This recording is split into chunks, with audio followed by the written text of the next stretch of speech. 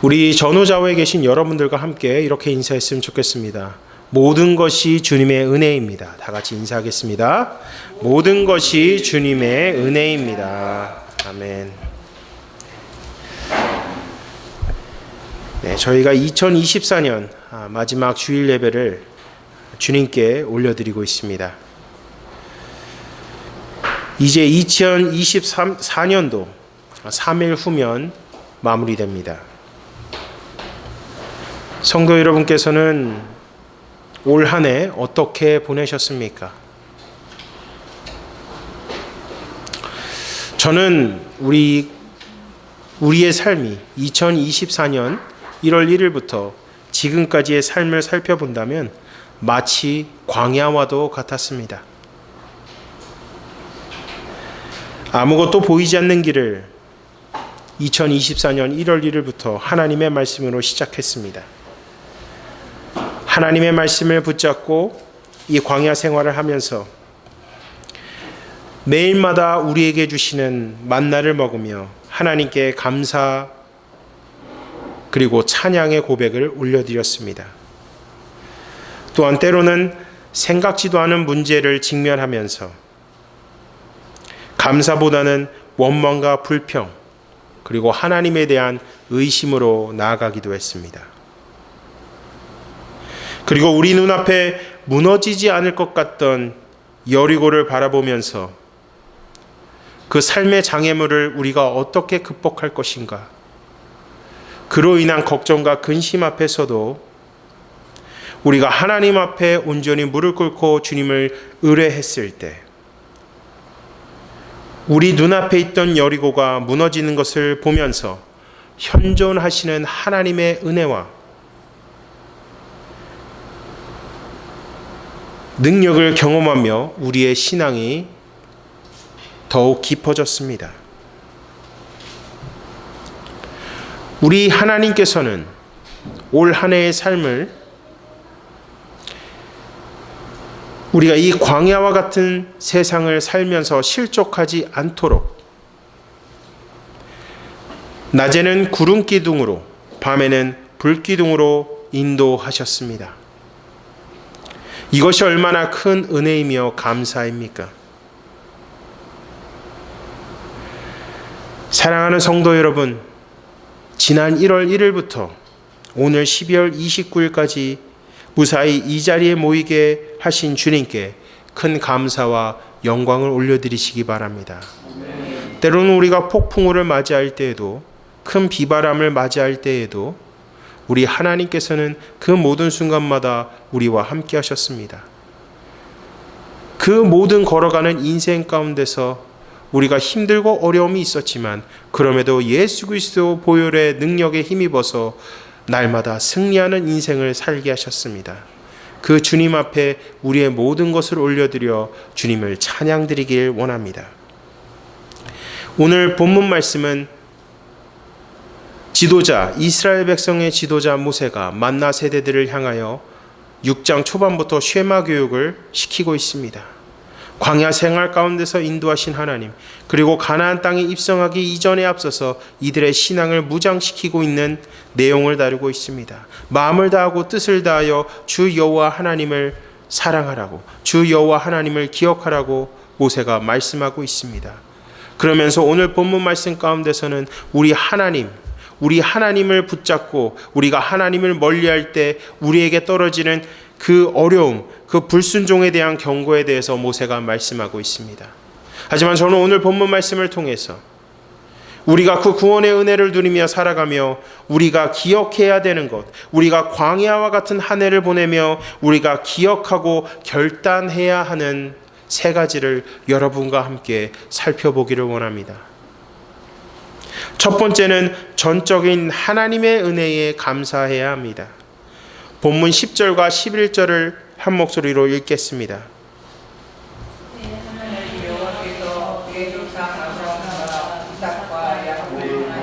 네게 주자 맹세하신 땅으로 너를 들어가게 하시고 네가 건축하지 아니한 크고 아름다운 성을 얻게 하시며 내가 세우지 아니한 아름다운 물건이 가득한 집을 얻게 하시며 내가 파지 아니한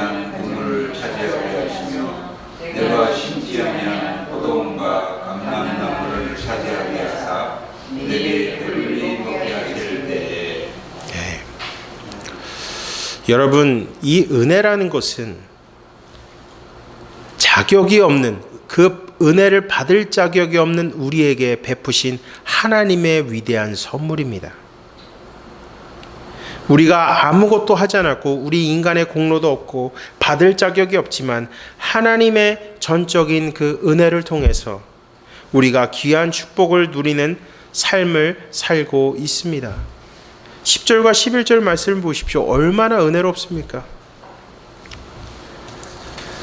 하나님께서는 아브라함과 이삭과 야곱과의 언약을 통해서 이스라엘 백성들을 가나안 땅으로 인도하실 것을 말씀하고 있습니다. 여러분, 하나님께서 가나안 땅으로 인도한다는 것은 우리의 신앙의 컨텍스트에선 우리에게 구원의 은혜를 주시고 우리가 천국에 들어갈 때까지 하나님께서 우리와 함께 하신다는 것입니다.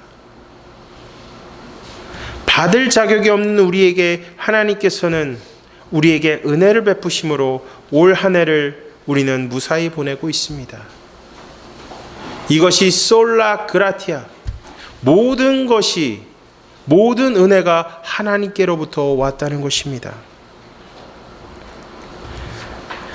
우리 하나님은 언약 불변의 하나님이십니다. 어떠한 축복을 주십니까? 11절에 보시면 내가 채우지 아니한 아름다운 물건이 가득한 집을 얻게 하시며 내가 파지 아니한 우물을 차지하게 하시며 내가 심지 아니한 포도원과 감람나무를 차지하게 하사 내게 배불리 먹게 하실 때에, 우리 하나님께서는 우리를 굶기시지 않는다는 것입니다. 우리가 가는 길을 하나님께서 의의 길로 인도하신다는 것입니다. 우리에게 하나님께서는 하나님을 예배할 수 있는 가정을 우리에게 허락하시고 하나님의 은혜를 드러낼 수 있도록 우리에게 한량없는 능력과 은혜를 그 모든 순간마다 부어주신다는 것입니다.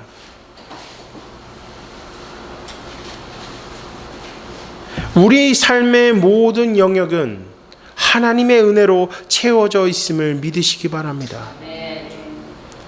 우리가 올 한 해의 삶을 돌아보면 우리가 무언가를 성취했을 것입니다. 우리가 하는 모든 일을 통해서 성취했을 것입니다. 근데 우리가 한 가지 기억해야 되는 것은 그것이 우리의 능력이 아니라는 것입니다. 우리에게 능력을 주신 그 하나님의 은혜에 감사해야 된다는 것입니다. 하나님의 은혜와 능력을 통하여 우리가 살고 있는 그 모든 영역 가운데서 그 일들이 성취된 것으로 믿으시기 바랍니다. 우리가 한 것이 아닙니다. 하나님께서 하신 것입니다. 하나님께서 은혜를 주셨습니다. 하나님께서 능력을 주셨습니다. 우리가 이 광야와 같은 세상을 견디며 살 수 있는 이유는 단 한 가지입니다. 숨도 못 쉴 것 같은 이 광야에서 그 모든 순간마다 우리의 필요를 채우시고 우리의 문제를 해결하시는 하나님의 손길, 현존하시는 그 하나님의 능력과 역사를 경험하기 때문에 보이지 않던 길이 보이게 되고 보이지 않던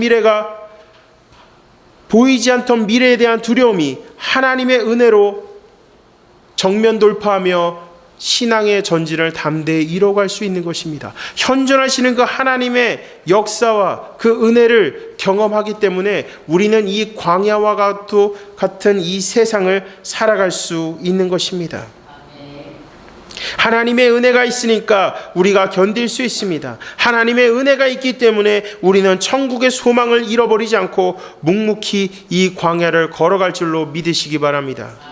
사랑하는 성도 여러분, 전적인 하나님의 은혜가 있기 때문에 2024년의 모든 삶의 과정을 무사히 보낼 수 있었습니다. 우리가 한 것은 아무것도 없습니다. 오직 하나님의 주권, 하나님의 절대 주권 가운데서, 하나님의 섭리 가운데서, 하나님의 예정 가운데서 부어주시는 그 은혜가 무한했기 때문에 우리가 올 한 해를 지금도 무사히 보낼 수 있습니다. 그 하나님께 오직 영광을 올려드리시기를 주님의 이름으로 간절히 축원합니다.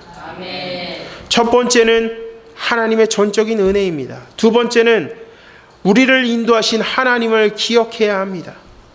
본문 12절을 한 목소리로 읽어주시겠습니다.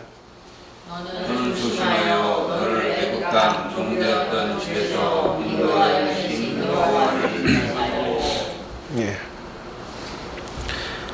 모세는 이스라엘 백성들에게 쉐마를 가르치면서 동시에 하나님께서 자신들의 삶을 인도하신 그 하나님의 역사, 하나님의 은혜를 기억할 것을 말씀하고 있습니다.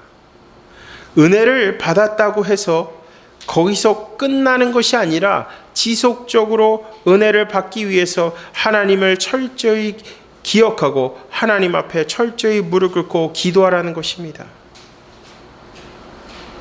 모세는 이 만나 세대들에게 자신들의 삶 속에서 경험한 현존하신 하나님을 의뢰하고 믿을 때 축복받는 삶을 살 수 있다고 말씀하고 있습니다.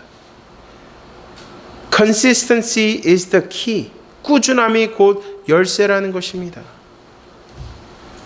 제가 늘 설교의 자리에서 말씀드리지만 축복이라는 것은 우리가 어려움을 직면했을 때 그 길을 피할 수 있는 지혜를 우리에게 허락하시고 우리가 가는 길을 평탄하게 만드시는 하나님의 은혜가 우리에게 임한다는 것입니다.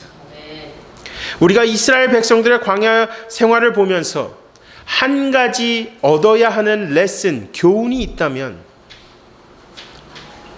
하나님을 의뢰하면 우리는 삽니다. 그리고 하나님을 의뢰하지 않으면 우리는 죽습니다. 그것이 우리에게 주는 레슨입니다. 하나님을 의뢰하고 기억해야 하는 순간은 특정한 순간만이 아닙니다. 우리가 힘들 때 어려울 때만 기억하는 것이 아니라 우리가 숨쉬는 모든 순간 하나님을 의뢰하고 하나님을 기억해야 되는 것입니다. 제가 첫 번째 대지에서도 말씀드렸지만 하나님의 은혜를 경험하고 잊지 않을 때 그것이 우리 인생에 있어서 아주 큰 능력이 되는 것입니다. 나의 모든 순간 가운데서 베푸신 하나님의 은혜를 경험하고 기억할 때 인생의 구분기를 만난다 할지라도 당황하지 않고 위축되지 않고 담대하게 걸어갈 수 있습니다.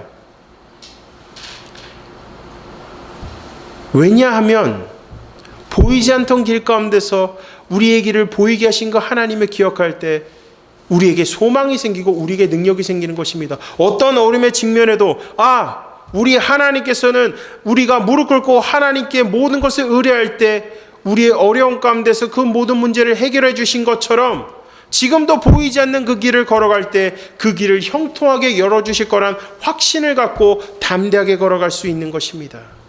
그래서 여호와 하나님의 은혜를 우리가 기억해야 되는 것입니다. 하나님께서 우리에게 은혜를 베풀어 주실 때 두 가지의 마음이 공존합니다. 첫 번째는 당연히 감사의 마음이 공존합니다. 두 번째는 우리의 신앙이 나태해질 수 있습니다. 이제 됐다는 생각으로 신앙의 끈을 잠시 놓는 순간 우리는 하나님을 기억하지 못하는 어리석음을 범하게 되는 것입니다. 정말 절실하게 기도했어요.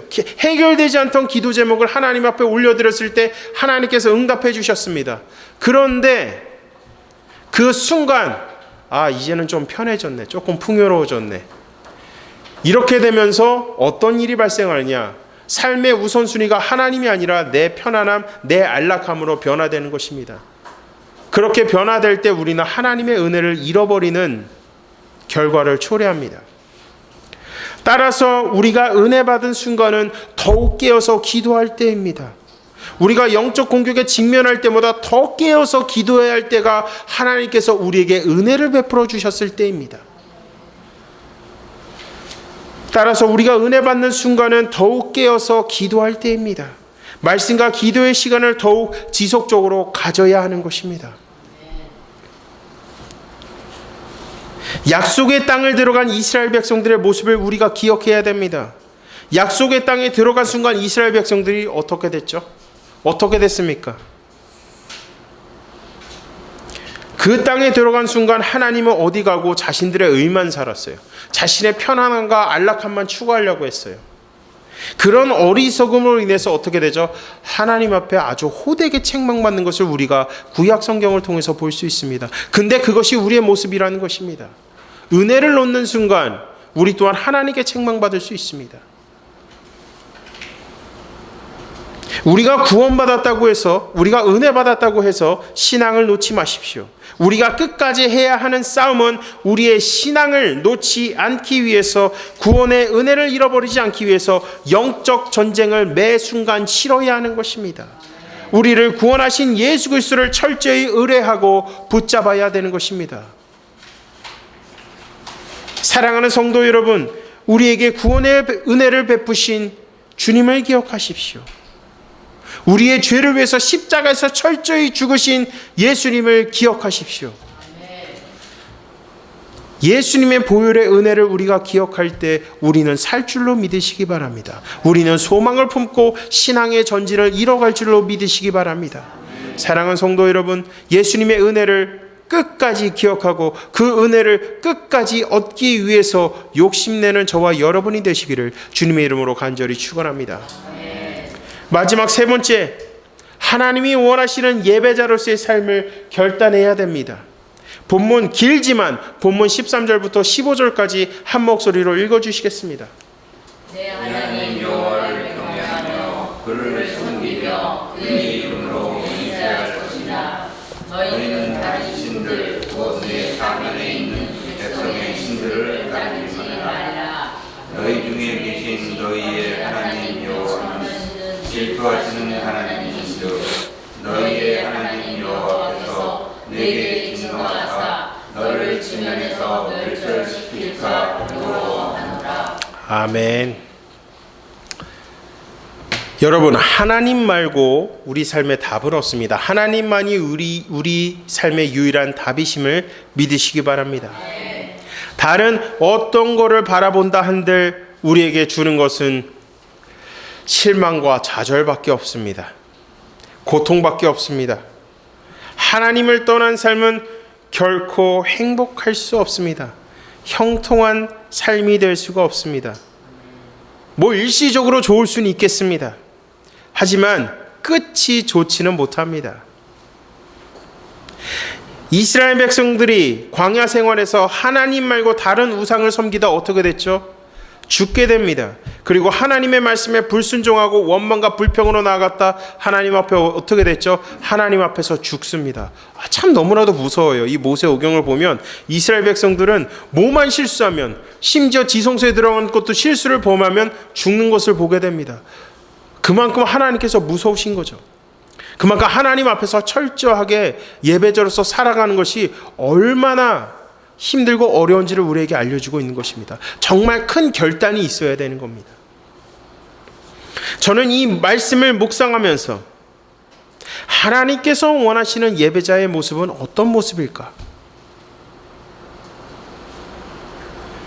그 모습은 아주 단순합니다.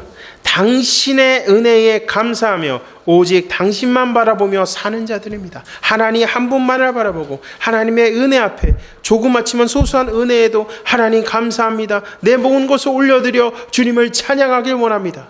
그 고백을 올려드리는 자를 하나님께서는 기뻐하신다는 것입니다. 우리가 주님의 은혜 앞에 감사하고 주님의 은혜를 기억한다면 결단해야 됩니다. 어떤 결단입니까? 주님 뜻대로 사는 것입니다. 여러분, CCM 중에 이런 찬양이 있죠. 주님 뜻대로 살기로 했네. 뒤돌아보지 않고 주 뜻대로 살기로 했네. 어떠한 시련이 와도 주님 한 분만 바라보고 살기로 했네. 뒤돌아보지 않고 no turning back. 예수님을 믿었으면 no turning back. 뒤돌아보지 않고 주님만 바라보는 것. 그것이 주님께서 우리에게 원하시는 결단이라는 것입니다. 창세기에 기록된 19장에 기록된 롯의 아내를 보십시오. 소돔과 고모라에서 나와서 하나님께서 뒤돌아보지 말고 뛰라고 했는데 롯이 어떻게 됐죠? 뒤돌아보고 소금 기둥이 되어버렸죠. 그게 아직도 있어요. 이스라엘 가면 롯의 소금 기둥이 아직까지도 있어요. 뒤돌아보는 순간 무너지는 겁니다.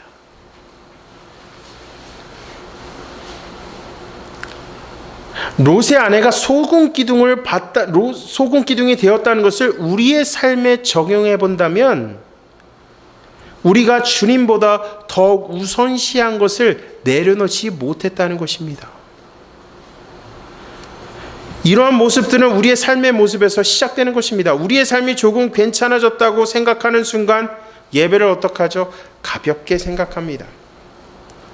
예배보다는 우리의 편안함과 안락함만을 생각하는 것입니다. 우리가 한창 그 코로나 팬데믹으로 인해서 교회 안에서 이렇게 현장 예배를 드리지 못할 때 어떤 한 어린아이가 인터넷에 그 사진을 올렸어요. 온라인으로 예배드리는 아버지의 모습을 올렸는데